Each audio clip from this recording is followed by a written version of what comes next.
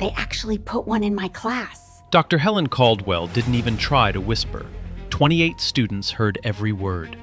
Miles Montgomery, the only black face in the room, heard it clearest.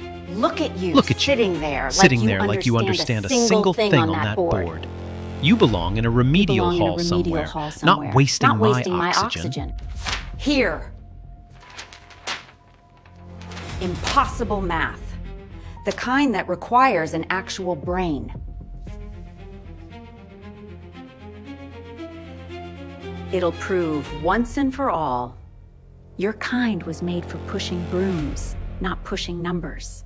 She folded her arms, grinning, waiting for the humiliation. Miles picked up his pencil. 40 seconds later, Dr. Helen he put it Caldwell. down. Caldwell looked at the page. Her grin died. What happened next destroyed her entire career. Man, she picked the wrong person to test. Let's get into it. Before we get to what happened next, you need to understand where this took place and why nobody stopped it. Whitfield Preparatory Academy, North Shore, Chicago. The kind of school where buildings have names, donated by families who've had money so long they forgot where it came from. The parking lot looked like a luxury dealership. BMWs, Mercedes, the occasional Porsche just to show off. The hallways were polished marble, Latin motto carved above the front entrance. Framed portraits of alumni who became senators, CEOs, federal judges. Every inch of that school whispered the same message. You're either one of us or you're trespassing. And the crown jewel of Whitfield? The mathematics department. 6 straight years of state recognition. A P-calculus pass rate? 98%. The best math program in Illinois. Maybe the Midwest. All of it built by one woman, Dr. Helen Caldwell. Now, let me be clear. Caldwell wasn't stupid. That's what made her dangerous. 22 years teaching, master's degree from Northwestern, 2-time Teacher of the Year. She published worksheets that schools across the state used in their own classrooms. When parents toured Whitfield, admissions always walked them through her class first. She earned her reputation. That part was real. But underneath it was something else. Something she never said where administrators could hear. She believed her program was excellent because of who was in it. And she believed Miles Montgomery, a black kid from the South Side on a scholarship, was a threat to everything she built.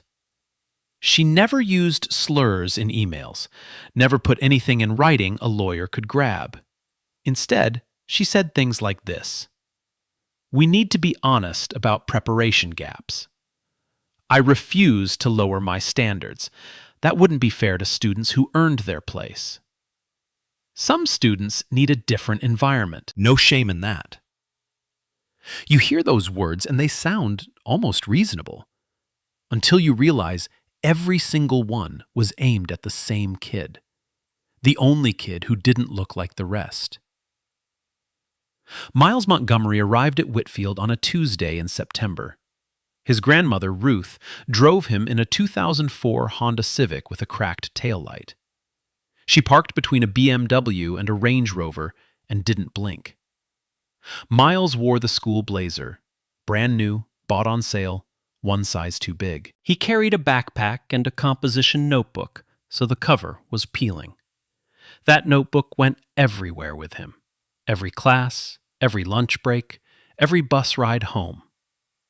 Here's what nobody at Whitfield knew about Miles Montgomery. He taught himself calculus at 13.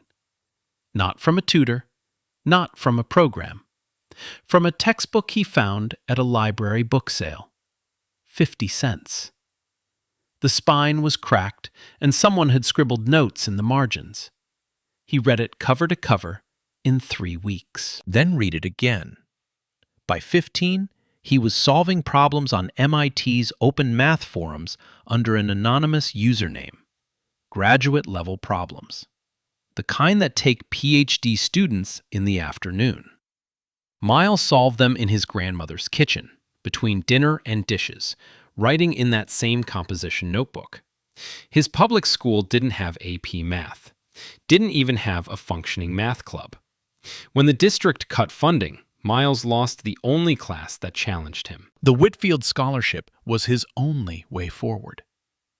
He took it knowing exactly what it meant, walking into a building never designed for someone who looked like him.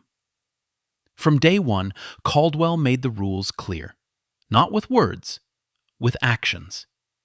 She assigned Miles the back corner seat, farthest from the board, closest to the door, like an afterthought she wanted easy to remove.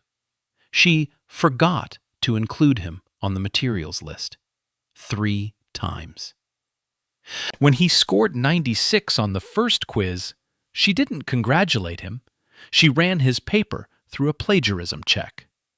He was the only student she checked. When the results came back clean, she said nothing, just handed it back, face down, like it smelled. Every single day, Miles sat in that back corner and did the work. Didn't complain, didn't argue. Just solved the problems, turned in the papers, and went home to his grandmother's kitchen. But something was coming. Something Caldwell had been planning for months. Every year, Whitfield held Open Classroom Day. The school's best teachers gave live demonstrations in Founders Hall. 300 seats. Parents, board members, administrators, and every math student watching. It was Caldwell's stage, her show, her proof that she was the best. This year, she had a plan for Miles Montgomery. She just didn't know he had one too. 3 weeks before Open Classroom Day, a Wednesday morning, room 214. Caldwell walked in carrying a stack of test papers. She placed them on her desk, straightened her glasses, and smiled at the class. That smile, the one she used when she was about to enjoy something. Weekly exam. 5 questions. Integration applications. You have 30 minutes. She moved down the rows, handing out papers. One by one. Same white sheet for every student. Until she reached Miles. She stopped. Looked at him like she just noticed something on the bottom of her shoe. "Oh, Miles, I almost forgot about you. I made yours special." She pulled a separate sheet from her folder. Different paper, different questions. She placed it on his desk slowly, deliberately, pressing it down with one finger like she was pinning a dead insect. Same 5 questions as everyone else, but I added a little something extra on number 5. A real challenge. My graduate school classmates couldn't solve it. I thought, since you seem to think you're above the regular curriculum, you should have something that matches your confidence. She leaned in close enough for only him to hear, but the front row caught every word. Try not to cry when you get stuck. She turned and walked back to the front. The class went quiet. Not the normal test-taking quiet. The kind of quiet that happens when everyone knows they just witnessed something ugly, and no one wants to be next. Daphne Sullivan, Caldwell's star student, front row center, glanced at Miles's paper. She saw question 5. Her eyes widened slightly.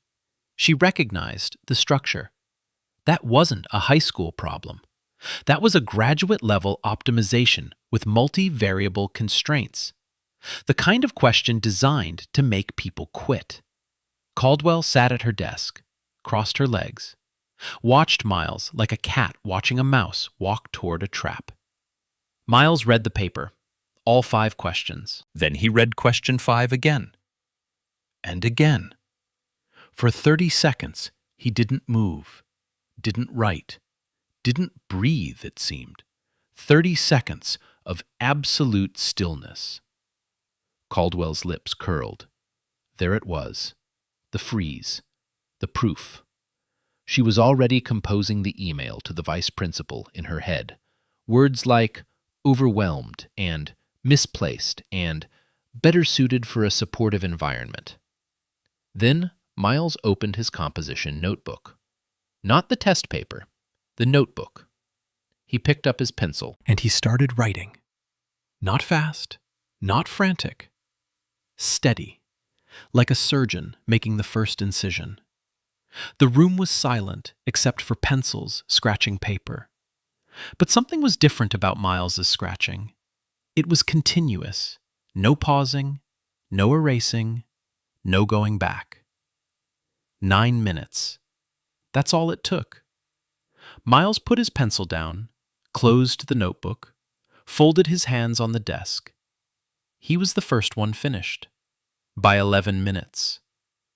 Caldwell noticed. She stood up from her desk, walked to the back corner, looked down at his notebook. What she saw made her face do something it had never done in 22 years of teaching. It went blank. Completely, totally blank. Like someone had pulled the plug on every expression she owned. She stared at the page for 4 full seconds. Then she closed the notebook, pushed it back toward him. Interesting approach, Miles. We'll see how it holds up when I grade it properly. She walked away, heels clicking on the floor. Back straight, jaw tight. She didn't look at him again for the rest of the period. But Daphne saw Caldwell's face in that moment, and for the first time all semester, Daphne Sullivan wasn't sure her teacher was the smartest person in the room. The question now was simple. Would Caldwell give Miles the grade he earned? Or would she find a way to bury it? The next morning, Miles found his graded test in the return pile. He flipped to question 5. Red ink, 92 out of 100. 8 points deducted. The note read, "Method unclear. Did not follow the standard approach. Partial credit only." Miles stared at those words. Method unclear. He used modular arithmetic, a technique that avoids assumptions the standard method requires. His answer was correct. His method was valid. It was actually shorter and more reliable than the textbook approach. But it wasn't Caldwell's way. And in her classroom, her way was the only way. Miles folded the paper, put it in his bag, didn't say a word. That afternoon, Caldwell posted her model solution for question 5 on the class bulletin board. She pinned it neatly, typed, formatted, her name at the top. A clean presentation, the correct approach for everyone to study. Underneath, she wrote, "This is the standard methodology. All future exams will be graded exclusively on this method." That note wasn't for the class. It was for Miles. But here's where Caldwell made her mistake. Not a small one, a devastating one. During lunch, Miles stood in front of the bulletin board. He read Caldwell's solution, line by line, step by step. He read it the way a surgeon reads an X-ray, not looking for what's there, but for what shouldn't be. And he found it. Step 3. Caldwell's solution assumed that the variable x was always greater than 0 across the entire domain. She never tested the boundary. She never checked what happens when x equals 0. She just assumed it couldn't, and built her entire answer on that assumption. But Miles knew better. He'd seen this exact trap before. 2 years ago, on an MIT open forum, a graduate student posted a similar problem. The thread argued about it for weeks. Miles spent 3 weeks in his grandmother's kitchen working through every edge case. He knew what happened at the boundary. When x equals 0, the function behaves completely differently. Caldwell's optimal answer doesn't just become inaccurate, it becomes wrong. Flat out, provably, mathematically wrong. Miles opened his notebook. Right there, standing in front of the bulletin board, he wrote a clean correction on a single page. First, he identified the hidden assumption. Step 3 assumes x is always positive. That's never proven, it's just assumed. Second, he constructed a specific boundary case, a concrete set of values where x equals 0. Simple numbers. Easy to check. Undeniable. Third, he showed the consequence. Plugged those values into Caldwell's final answer. The result was worse than a basic approach. Her optimal solution was actually inferior at the boundary. Fourth, he solved it correctly, using modular arithmetic, the same method she deducted 8 points for. On the page, his solution was 4 lines, clean, elegant, correct in every case, including the one Caldwell missed. He tore the page from his notebook, pinned it right next to Caldwell's solution on the bulletin board. Then he picked up his bag and walked away. No announcement, no drama, just the math, side by side, for anyone who cared to look. By noon, they were looking. It started with 2 students from the honors track. They stopped, read both solutions, and pulled out their calculators. 5 minutes later, they called their friends over. By the end of lunch, there were 15 students crowded around the bulletin board, checking, rechecking, whispering. One by one, the same realization hit. Miles was right. Caldwell was wrong. Daphne Sullivan pushed through the crowd. She read Caldwell's solution, read Miles's correction. Then she sat on the hallway bench and did the boundary calculation herself from scratch. Her face went through 3 stages: confusion, verification, then something she clearly didn't enjoy feeling, the realization that she, Caldwell's best student, hadn't caught it either. She looked up from her notes and said quietly, to no one in particular, "He's right." By the end of the day, the entire math department had heard about the bulletin board. Students, teachers, even a few kids from other departments who just wanted to see what the fuss was about. Then Caldwell found out.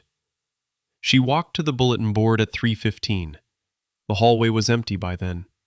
She read Miles's correction. Her eyes moved across the page once, twice. Her jaw tightened. She unpinned both papers, hers and his, folded them together, and carried them to her office. 20 minutes later, Miles was called in. Caldwell sat behind her desk, door closed, hands folded, voice controlled, but barely. "Miles, what you did today was unacceptable." Miles said nothing, waited. Publicly posting a so-called correction to a teacher's work is not how we do things at Whitfield. If you had concerns, you can come to me privately. What you did was disrespectful, arrogant, and disruptive to the learning environment. Miles looked at her, calm, steady. "I didn't correct you, Dr. Caldwell. I just showed the boundary case. The math doesn't care who wrote it." 5 words landed like a hammer. The math doesn't care who wrote it. Caldwell stared at him. 3 full seconds of silence. "You may go." Miles stood, walked to the door, opened it. He didn't slam it, didn't look back, just left. But in that office, behind that closed door, something had shifted. Caldwell knew. And Miles knew she knew. The math was on the bulletin board for 6 hours. 15 students confirmed it. Daphne Sullivan confirmed it. The evidence was already out. Caldwell could take down the paper. She could silence the conversation. But she couldn't take down the truth. And now the question was, what would she do with it? Accept it? Or make Miles pay for it? Caldwell didn't accept it. She escalated. See, most people, when they get caught making a mistake, they get quiet. They adjust. Maybe they learn something. Not Caldwell. The bulletin board incident didn't humble her. It threatened her. And threatened people don't retreat. They attack. Within 48 hours, she rewrote the grading policy for her class. New rule, effective immediately. All exam answers must follow the prescribed standard methodology taught in class. Alternative methods, regardless of whether they produce the correct answer, will receive partial credit at best, 0 credit at worst. She announced it with a straight face, called it academic consistency. Every student in the room knew who that rule was for. It was a cage built specifically for Miles Montgomery. His greatest strength, the ability to see problems differently, to find faster and more elegant paths, was now officially a liability. If he solved the problem his way, he'd lose points. If he solved it Caldwell's way, he'd be forcing himself to use a method he knew was sometimes inferior. And she wasn't done. She reassigned Miles to a group project with the 2 lowest performing students in the class. The project counted for 20% of the semester grade. No matter how brilliant Miles's individual work was, his group score would drag him down. Then came the email, sent to Vice Principal Dr. Warren Ellison. Subject line: Concerns regarding student conduct, Miles Montgomery.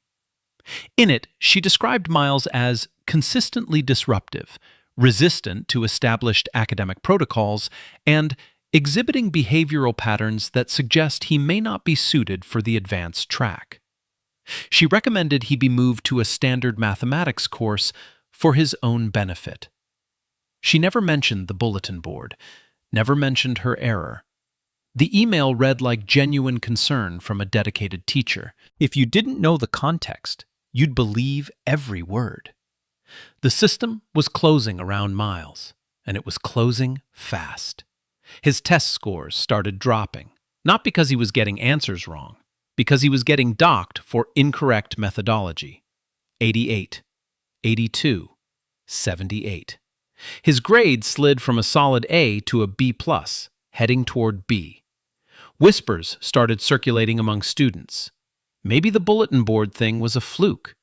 Maybe he just got lucky on that one problem. I heard Caldwell said he has attitude issues. That's how it works. You don't have to destroy someone with one blow. You just keep cutting. Small, precise, daily cuts. And eventually people stop seeing the blood. They just see someone falling behind. Only one person in that classroom knew the full truth: Daphne Sullivan. She'd verified Miles's correction herself. She knew his method was sound. She knew the new grading policy was a weapon. And she wrestled with that knowledge every single day. Then one evening, after class, Daphne did something small, something that changed everything. She left her personal study binder on Miles's desk. Didn't say a word, no note, no eye contact. Just the binder, open to a specific page, where she had solved the latest exam problem using Miles's modular arithmetic method. Her handwriting, her work, his approach. The message was silent but clear. I checked.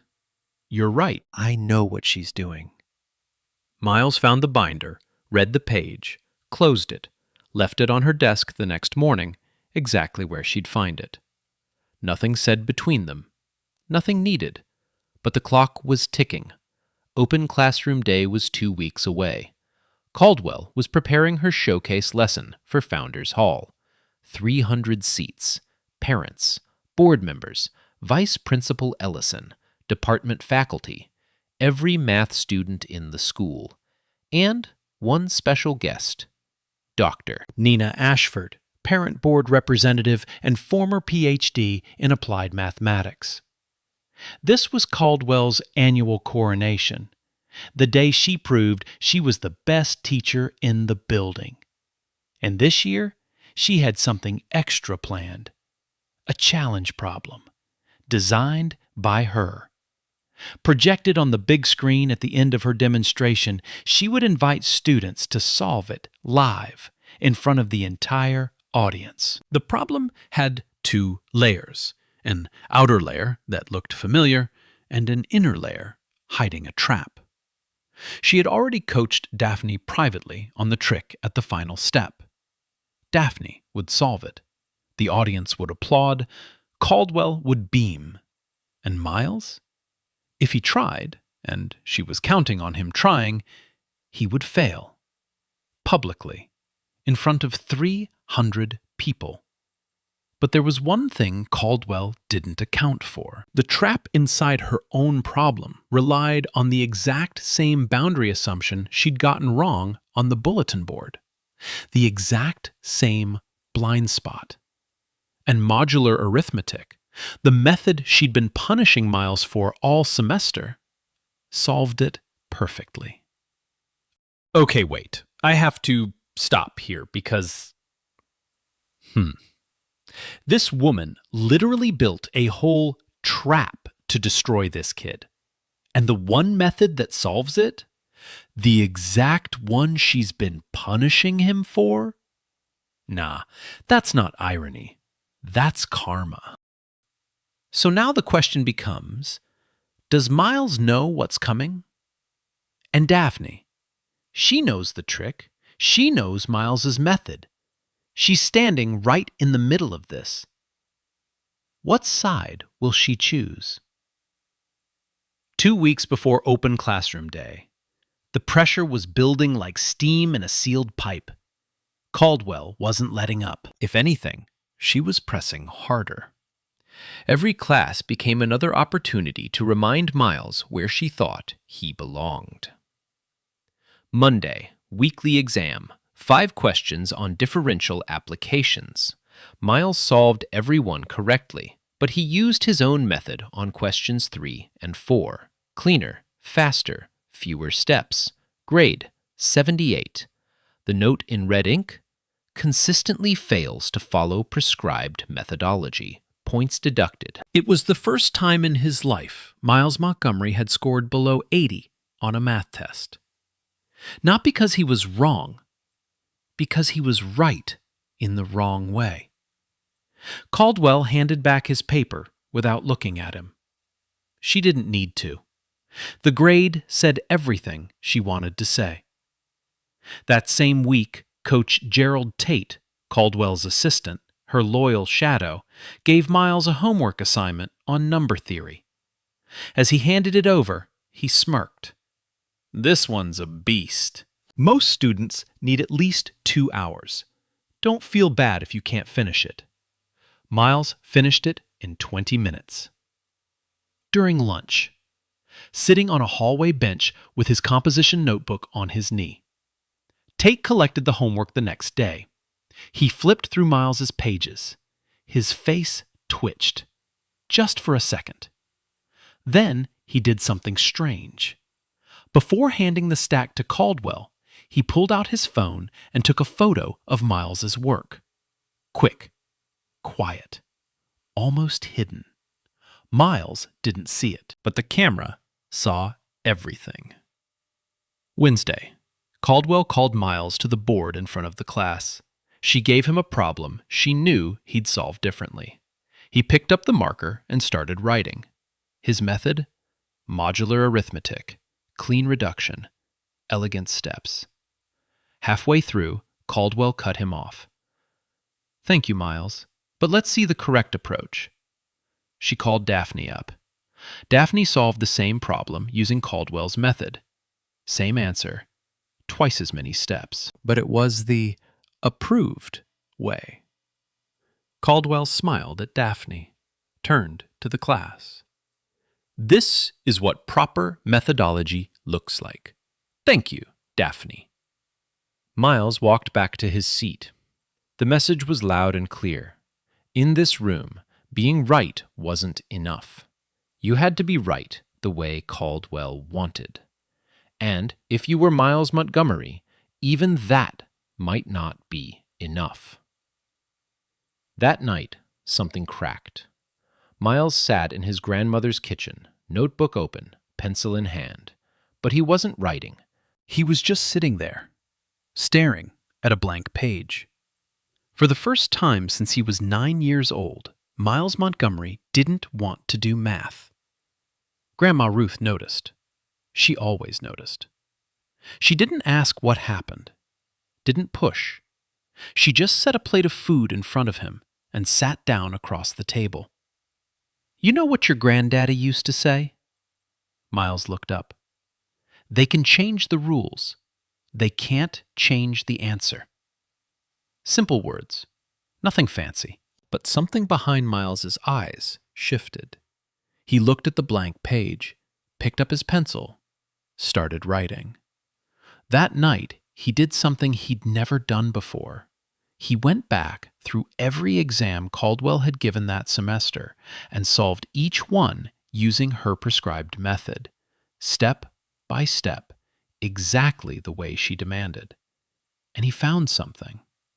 On 3 of the 5 most recent exams, Caldwell's standard method produced answers that were approximations, close but not precise. Rounding errors buried inside the process.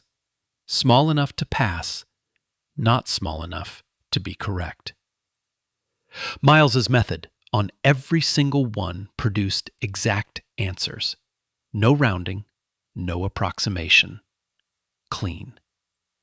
He documented everything in his notebook, page after page, her method versus his, the differences circled in pencil. He didn't know it yet, but that notebook was about to become the most important object in the room. Meanwhile, Daphne Sullivan was dealing with her own storm. Caldwell had pulled her aside after class. Private meeting, door closed. "Daphne, for Open Classroom Day, I've designed a special challenge problem. You're going to solve it on stage. I'll walk you through the trick at the final step. It will look spectacular on your college applications." Daphne listened, nodded, took notes.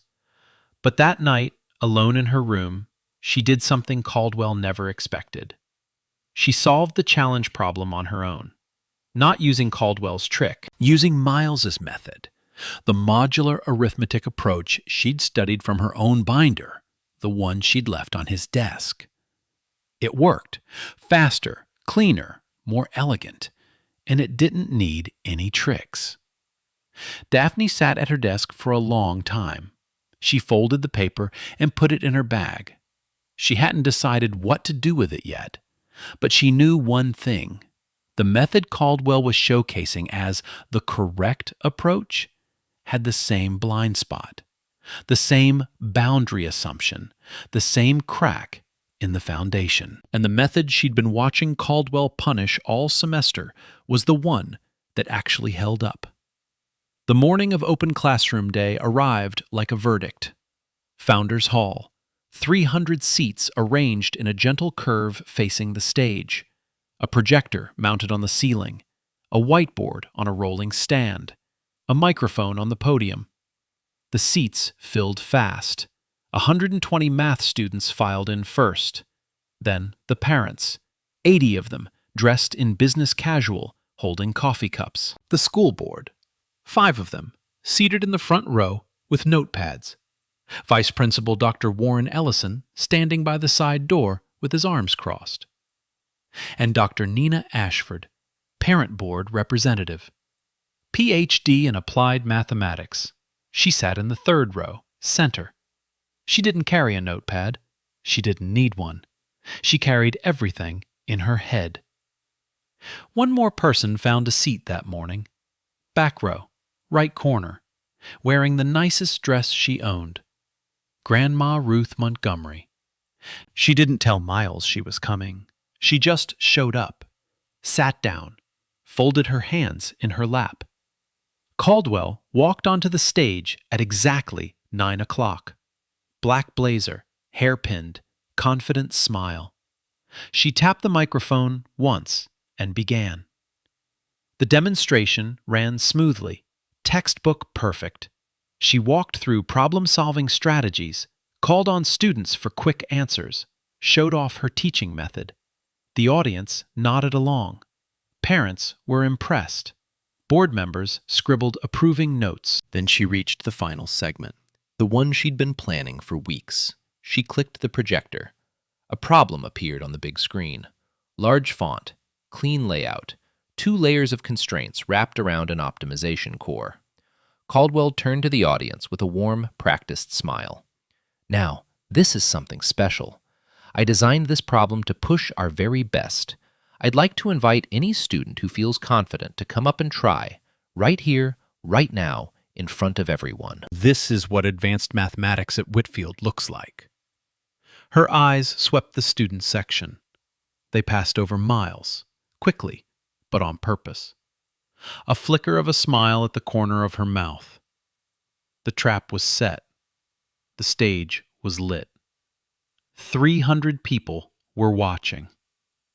And somewhere in the back row, Grandma Ruth Montgomery tightened her hands in her lap. She didn't understand a thing on that screen, but she understood the look on her grandson's face. He was ready. But was he ready for what Caldwell had planned, or for what was about to go wrong with it? Daphne raised her hand, just like Caldwell planned. "Wonderful! Daphne, come on up!" Caldwell's voice was warm, proud, the voice of a teacher watching her masterpiece unfold. Daphne walked to the stage, picked up the marker, and faced the whiteboard. 300 people leaned in. Daphne started writing. Step 1, solid. Step 2, clean. Step 3, the setup for the final move. Then she stopped. 3 seconds of silence. Her marker hovered over the board. The audience held still. Caldwell's smile tightened, just barely. She gave Daphne a small nod. The signal. Use the trick. Finish it. Daphne didn't use the trick. She went back to step 3, drew a line underneath it, and started writing something new. A different approach. A modular arithmetic framework. Clean variable transformation. Boundary case acknowledged and solved. Miles's method, right there, on stage, in front of 300 people. Caldwell's face froze. Not anger, not yet. Confusion. Like watching your own reflection do something you didn't tell it to. Daphne finished, put the marker down, stepped back. Her answer was correct, but the method was not what Caldwell rehearsed with her. Not even close. Caldwell recovered fast. 22 years of teaching had given her that skill. She stepped to the microphone, smooth, controlled. Very creative, Daphne, but that's not quite the standard approach. Let me show everyone the more rigorous method. She picked up the eraser, wiped Daphne's work off the board, every line, gone in 5 seconds. Then she started fresh. Her method. Her way. Step 1, Step 2, Step 3, the standard assumption. Step 4, the trick. Step 5, final answer. She turned to the audience, confident, satisfied. And that is the correct approach. But it wasn't. Step 3, the same step, the same assumption. The variable x is always greater than 0. She didn't check the boundary. She didn't test the edge case. The exact same mistake she made on the bulletin board weeks ago. Her solution looked perfect. Sounded perfect. 300 people had no reason to doubt it. But 3 people in that room knew. Miles, sitting in the student section, composition notebook open, had spotted it the moment the problem appeared on screen. He'd been waiting. Daphne, back in her seat, hands folded, heart pounding, knew. Because she'd already solved it the right way. The work Caldwell just erased was the proof. And Dr. Nina Ashford, 3rd row center, tilted her head slightly. Her eyes narrowed. She didn't need a notebook. She saw it. 3 people, 1 truth, and not one of them had said a word. Caldwell smiled at the audience, completely unaware. The question hanging in the air was so thick You could almost touch it. Who would break the silence? And what would it cost them? Caldwell was already moving on, straightening her notes, preparing her closing remarks. In her mind, the demonstration was a triumph. Problem presented, problem solved. Audience impressed. Another flawless open classroom day. Then Miles raised his hand. It wasn't dramatic. He didn't stand up, didn't wave, just lifted his right hand, steady, calm, like he was asking permission to sharpen a pencil. Caldwell saw it. Her eyes locked on him for a half second. Something flickered across her face. Irritation, maybe, or something deeper. She could have ignored him, moved on to closing remarks, thanked the audience, ended the show. But 300 people saw his hand. Parents, board members, Ellison, Ashford. If she ignored him now, in front of everyone, it would look exactly like what it was. So she smiled. The thinnest smile in the room.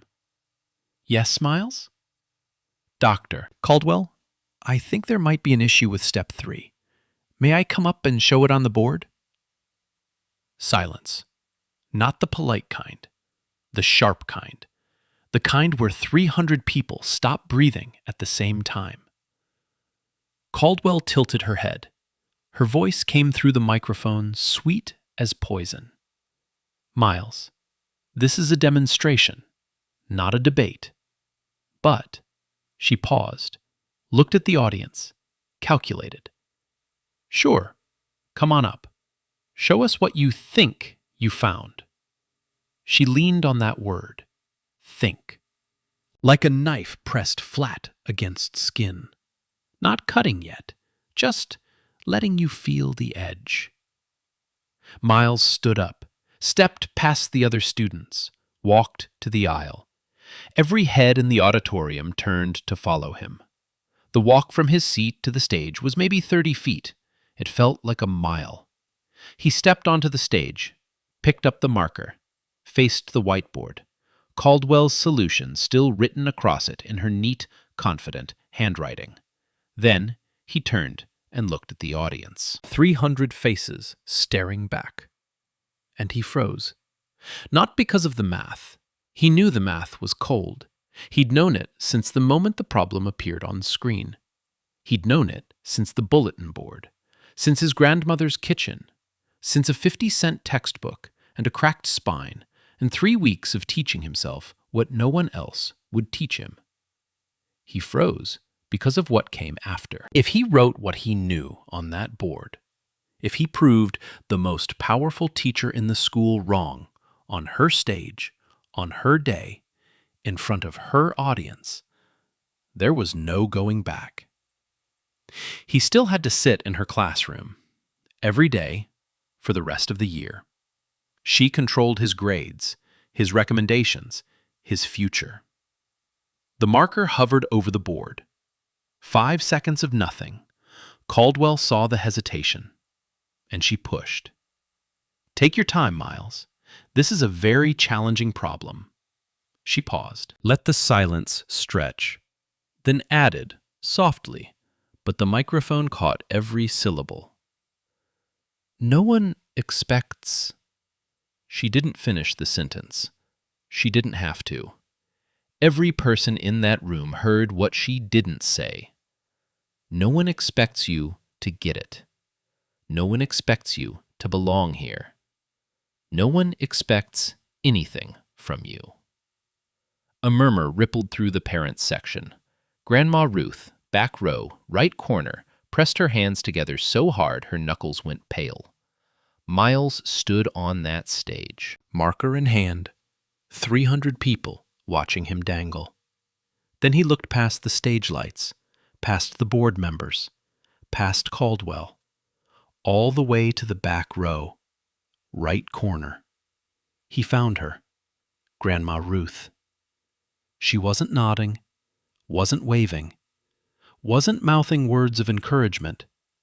She was just sitting there, looking at him, with a face that said one thing and one thing only. I've watched you carry this your whole life. I'm not going anywhere. Miles looked at her for 2 seconds, maybe 3. Then he turned back to the board, uncapped the marker. He didn't find courage from anger. He didn't find it from pride. He found it from the quietest person in the room. A 72-year-old woman in the back row wearing the nicest dress she owned, who never understood a single equation he wrote, but who understood him. Miles put the marker to the board, and he didn't hesitate again. Miles wrote the first line, clean, steady. The marker didn't shake. He underlined step 3 of Caldwell's solution, drew a small bracket around the assumption. Then, next to it, in clear block letters, he wrote, "This assumes the function is always positive across the full domain." He turned to the audience for 1 second, not for approval, just to make sure they were reading. They were, every single one of them. Then he went back to the board.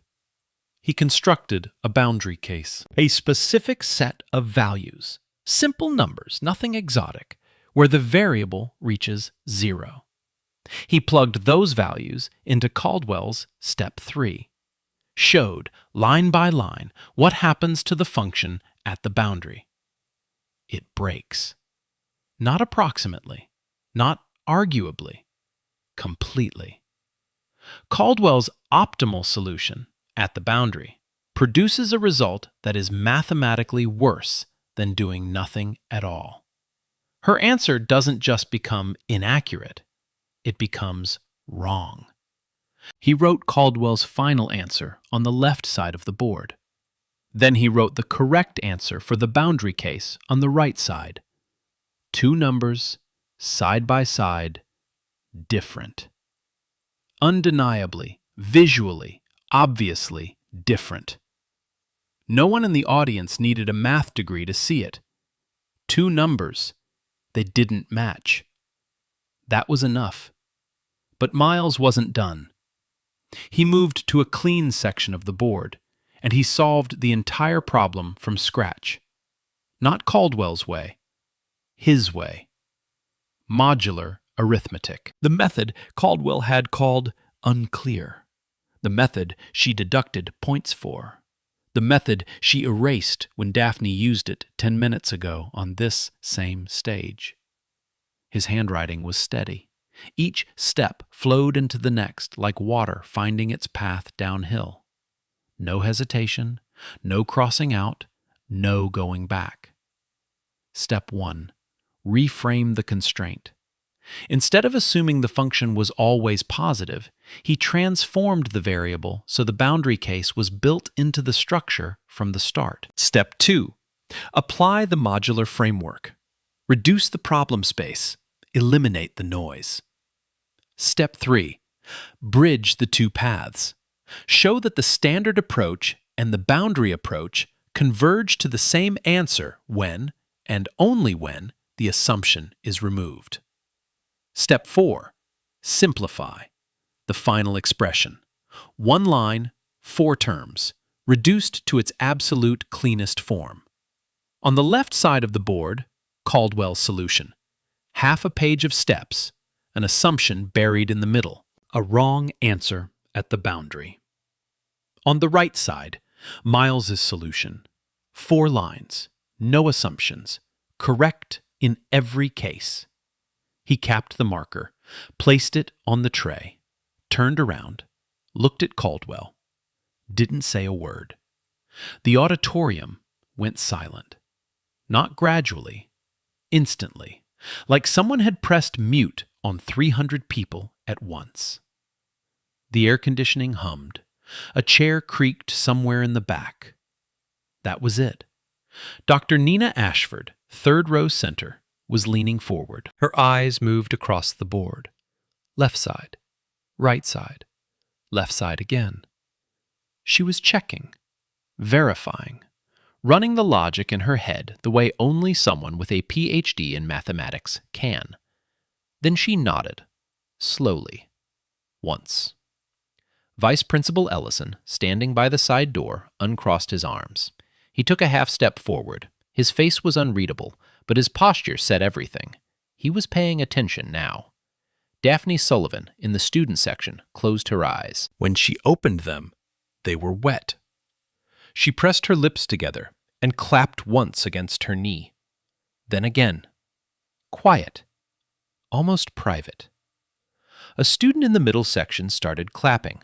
Then another. Then 5 more. Then the parents. Then the board members. It built like a wave. Not an explosion. A wave. Starting small, growing with every second, until 300 people were on their feet and the sound filled Founders Hall from the stage to the back wall. Miles stood on the stage. He didn't pump his fist, didn't bow, didn't smile. He just stood there, marker tray behind him, 2 solutions on the board, and 300 people standing. Dr. Ashford rose from her seat. She didn't wait for the applause to die.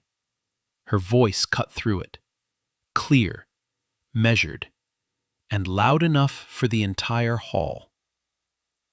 I want to be clear about what just happened. This student did not simply solve a problem. He identified a foundational error that most graduate students would miss, and his method, the one he used, is more generalizable, more elegant, and more mathematically sound than the standard approach. This is exceptional work. Exceptional. The applause had stopped. Now it was just her voice and 300 people listening. I've reviewed PhD dissertations with less rigor than what I just watched a 16-year-old do on a whiteboard. Silence. Every eye in the room moved to Caldwell. She was standing 3 feet from Miles, stage right. Microphone still clipped to her blazer. 300 people. Parents, board members, her vice principal, her students, all waiting. Her face was a mask, but the edges were cracking. A muscle in her jaw twitched. Her fingers, clasped in front of her, pressed white against each other. The microphone was live. The room was silent. Whatever she said next would be heard by every person in that auditorium. She looked at the board, at her solution on the left, at Miles's solution on the right, at the 2 numbers that didn't match. Then she looked at Miles. Miles is a very determined student. That was it. That was all she could give. Not brilliant, not talented, not exceptional, the word Ashford had just used twice. Determined. The smallest, safest, most reluctant word she could find that still sounded like acknowledgement. But it was acknowledgement, pulled from between her teeth like a confession, on a microphone, in front of 300 witnesses. And everyone in that room heard what she couldn't say. They heard it in the pause before determined. They heard it in the way her voice flattened. They heard it in the words she chose, and the dozen words she didn't. Miles looked at her, and he did something that no one expected. He nodded. A small, quiet nod. Respectful. The kind of gesture you give someone even when they've never given it to you. Then he stepped off the stage, walked back to his seat, sat down, opened his composition notebook, and started writing down his solution, like it was just another Tuesday. The auditorium was still buzzing, students whispering, parents leaning to each other, board members exchanging glances. But one person wasn't making a sound. Back row, right corner, Grandma Ruth Montgomery stood up. She didn't clap, didn't cheer, didn't call his name. She just stood there, hands clasped against her chest, tears running down her face without a sound. She didn't understand a single line he wrote on that board, but she understood every face in that room. And for the first time in a long time, those faces were looking at her grandson, the way she had always looked at him, like he mattered. The auditorium emptied slowly. People lingered. Conversations hummed in the aisles. But behind the noise, 3 things happened that would change everything. The first happened in the hallway outside Founders Hall. Doctor, Nina Ashford walked directly to Vice Principal Ellison. No small talk, no pleasantries. She handed him a single sheet of paper, notes she had written during the demonstration. Her handwriting was sharp and precise. The notes contained 3 things: Miles's method, broken down step by step, the exact location of the error in Caldwell's solution, and a professional assessment written by a woman who had reviewed doctoral theses for 15 years. One sentence was underlined. This student's methodology is at the level of a first-year graduate researcher, not a high school sophomore. Ellison read it, folded the paper, placed it in his vest pocket, said 2 words: "Thank you." That paper would sit on his desk by Monday morning, and it would not sit there alone. The second thing happened by the water fountain near the east exit. Daphne Sullivan found Miles. It was the first time she had ever spoken to him directly. She didn't ease into it. "That method you use, the modular approach, I've been studying it. You're right. It's better. And I'm sorry I didn't say something sooner." Miles looked at her. No resentment, no bitterness. "You left your binder on my desk 3 weeks ago. That wasn't nothing." Daphne held his gaze for a moment, nodded once, walked away. Nothing more needed to be said. The third thing happened 1 week later, quietly, by email. Vice Principal Ellison sent a message to every teacher in the mathematics department. The subject line was simple: grading policy, immediate revision. The email was 4 sentences long. The one that mattered read, "A correct solution arrived at through a valid mathematical method must be graded on its correctness, not on its conformity to a single prescribed approach.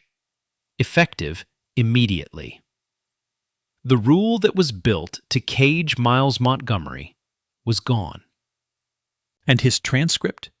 3 exams previously marked down for incorrect methodology were regraded. New scores posted. Final grade, A. Caldwell read that email alone in her office. Door closed. Lights off. She wasn't fired. She wasn't publicly reprimanded. The system moved the way systems always move. Slowly, quietly, with a memo. But the cage she built was dismantled. Permanently. That evening, Miles sat in his grandmother's kitchen, the same kitchen where he taught himself calculus at 13. The same table where he spent 3 weeks cracking a problem from a 50-cent textbook. The same chair where he almost gave up 2 weeks ago. His composition notebook was open. He was already working on a new problem. The email from Ellison, confirming his regraded scores, sat on the table next to his plate, still unopened. Grandma Ruth set a plate of food in front of him, stood there for a moment, watching him write. "I didn't understand a single thing you wrote on that board today, but I understood every face in that room. They saw you, baby. They finally saw you." Miles looked up, smiled. The first real smile in weeks. Then he went back to writing. Ruth didn't say anything else. She turned to the sink and started washing dishes. The kitchen was quiet, except for the scratch of his pencil and the sound of running water. Some moments don't need words. This was one of them. Doctor, Helen Caldwell still teaches at Whitfield Preparatory Academy. She has not publicly commented on what happened that afternoon, but the following semester, For the first time in 22 years, her grading policy was permanently changed. Method flexibility, scored on correctness, no exceptions. Miles Montgomery finished the year with the highest GPA in the mathematics department. He received 3 university scholarship offers before the start of his senior year. He was 16 years old. Sometimes the people who tell you to know your limits are the ones who haven't found theirs yet. Honestly, this one hit different for me. Like a kid teaching himself math from a 50-cent book and still getting treated like he's nothing? That broke me a little. I just wanted people to see him, really see him. That's why I made this. If this story made you feel something, if you've ever been the person in the back row, or if you've ever been handed a paper face down like it was too good for you, share this with someone who needs to hear it. Sometimes, knowing that someone else fought that fight is enough to keep going. Subscribe, leave a comment, tell me your story. I read every single one.